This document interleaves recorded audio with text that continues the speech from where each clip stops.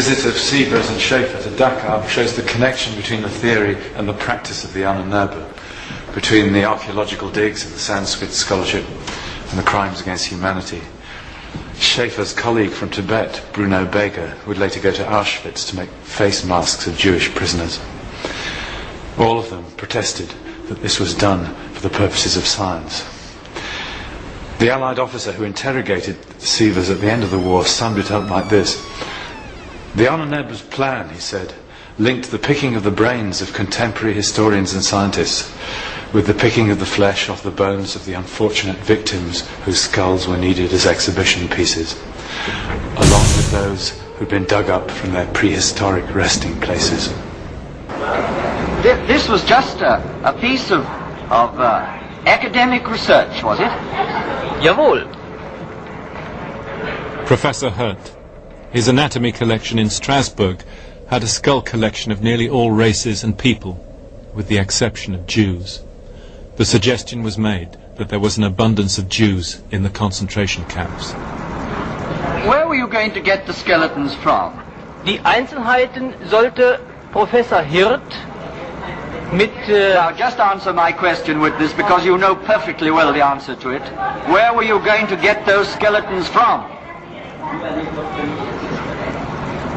Die sollten zur Verfügung gestellt werden aus Auschwitz.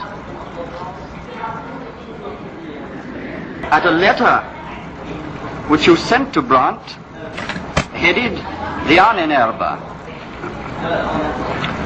marked secret. It's addressed to Brandt, Himmler's adjutant. It's your letter, witness, isn't it? It's your signature at the bottom of it. Jawohl. I'll read it out. Following the subsequently induced death of the Jew, whose head should not be damaged,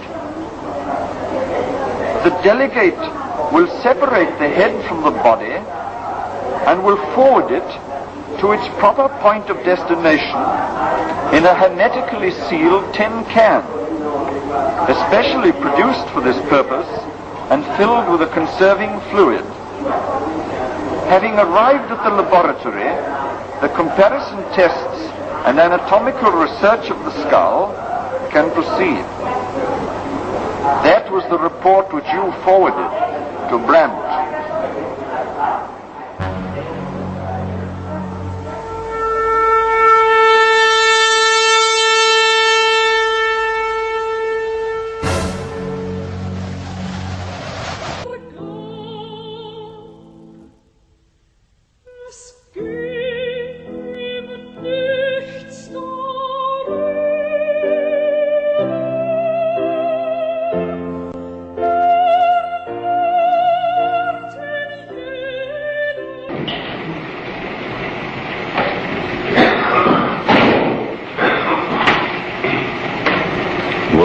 Sievers, Military Tribunal 1 has found and adjudged you guilty of war crimes, crimes against humanity, for your said crimes on which you have been and now stand convicted. Military Tribunal 1 sentences you, Wolfram Sievers, to death by hanging, and may God have mercy upon your soul. The officer of the guard will remove the defendant Sievers.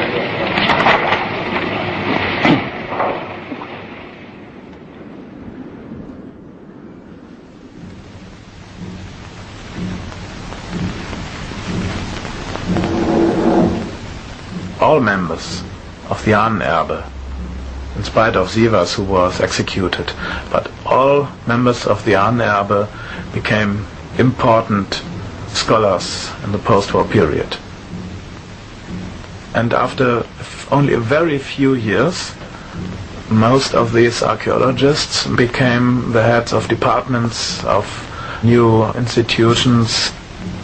And it is an interesting aspect that one can't find pictures of SS Ahnenerbe archaeologists that wore uniforms within the literature.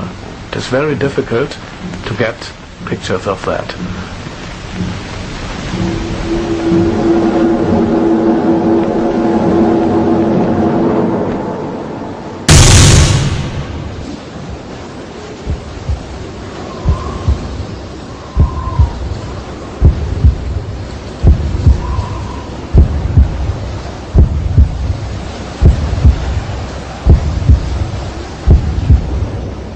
Sievers was executed in this yard, overlooked by the window of the room where Hitler wrote Mein Kampf. These events took place 50 or 60 years ago now, and it would be easy to dismiss Sievers and the scholars of the Anna Nerba as a lunatic fringe. But that's not how they were seen by the Allied officers who interrogated them.